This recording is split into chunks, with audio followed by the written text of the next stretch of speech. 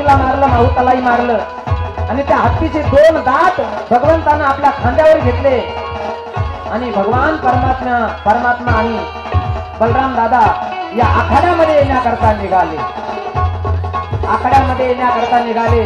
बलराम दादाला सांगितलं, ज्या आरती या ठिकाणी दरवाजावर जर एवढी खटपट आहे तर मैदानामध्ये गेल्यानंतर, कंसाच्या दरबारामध्ये गेल्यानंतर काही ना काही खटपट होईल. तुताऱ्या वाजत होत्या, ढोल वाजत होते, अनेक प्रकारची वाद्य वाजत होती. कृष्णानं चालूराला धरलं, बलराम दादानं मुष्टिकाला धरलं. हाताशी हात भिडले, हळूहळू हळूहळू, हाताशी हात, पायाशी पाय, पायाशी पाय, पायाची आडी, छातीला छाती, छातीला छाती. पहिलवानकी चालू आहे. हे पहिलवान आहे. भगवंताला मारण्याकरता भगवान श्रीकृष्ण परमात्मा आणि बलराम दादा यांचं या ठिकाणी हे घनघोर असणार.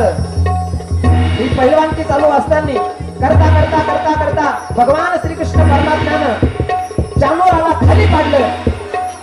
भगवान श्रीकृष्ण परमात्म्यानं चानोराला खाली पाडलं आणि भगवान परमात्मा त्याच्या छातीवर बसून त्याला एक मुष्टिका प्रहार केला आणि एका मुष्टिका प्रहाराबरोबर चानोराचा सर्वनाश झाला. तुताऱ्या वाजतच होत्या, ढोल वाद्य वाजत होती.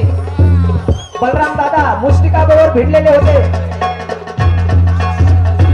हाताशी हात, पायामध्ये पाय गुंतवलेले होते. छातीशी छाती, छातीशी छाती. कंस महाराज पाहत होते.